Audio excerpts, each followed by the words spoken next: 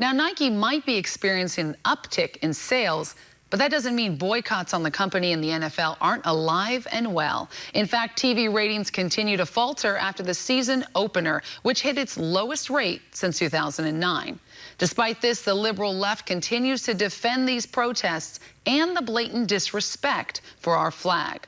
The latest example, NAACP President Derek Johnson. Joining me now from Southern California, managing host and editor at MRC-TV, Brittany Hughes. Welcome to the show, Brittany. So this is actually really interesting here. First of all, people do not like politics in their sports. Let's just go ahead and cover that right now. People do not like politics in their sports. That has been shown poll after poll after poll. A recent CNBC poll showed that 54% of voters disagree that these protests are an appropriate way to raise really any issue, but particularly this one. That didn't stop Derek Johnson, though, from coming on and telling Yahoo, who of course gave him no pushback whatsoever, telling Yahoo that these protesters are actually kneeling in reverence to the flag. Those are his exact words, that they are kneeling in reverence to the flag. I don't think that that argument could be, even if you agree with these protests, you can't make that argument. He also, of course, suggested, as we've heard time and time again, that anybody who disagrees with these protesters or dares to criticize them is probably a racist. So, of course, I guess that means that 54% of all Americans are racists, which is a line that they like to peddle. It's ridiculous. Right. It's crazy. Is he completely insane, or is he trying to get his own Nike contract as well? Well, you know, I am not his psychiatrist, but I would say that his claim is absolutely insane. Look, this is a line. It's a line that they've peddled. And if you look at it, actually, and this is a point that I brought up last week with Graham, relatively few NFL players are doing this anymore. They're not kneeling as much. They're not raising their fists in the air this much. The very, very, very vocal minority are getting all the attention. You have roughly 1,700 players in the NFL. People have made it clear that they don't appreciate this. Can we move on already? It's done. You know, and the main fact is they're not actually doing anything for Black Americans. Studies show by the FBI that Black Americans have a 500% chance more of being killed from gang violence than being shot by a cop. I mean, this is like handling a broken toe when you just had a heart attack. It's crazy. In other news, we have suppression going on with free speech. The Pennsylvania politician who wants to ban talking political in schools. Yeah, so this is actually kind of one of those situations where you sort of have to talk about both sides and then talk about why we're even having this discussion in the first place.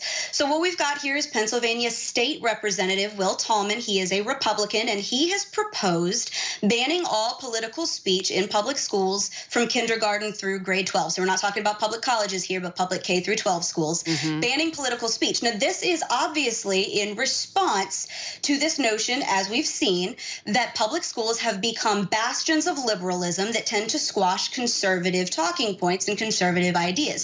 So I think what you have here is a politician who's making an attempt to say we no longer want our children to be indoctrinated by public schools that are primarily run by left-leaning people. But at the same time, you start to get into an issue where we don't want to go into the opposite extreme where you can no longer have any discussion, because if you think about it, subjects like history and economics and philosophy, these are things that are naturally going to go into politics, and so you don't want to have that either. And you know, the answer to less free speech or the banning of free speech is more free speech, not less. So as a Republican, I think he should be ashamed of himself. Constitution, you know, decrees that we have the right to free speech. Speaking of censorship, Google is in the news yet again for more censorship. What's going on with them?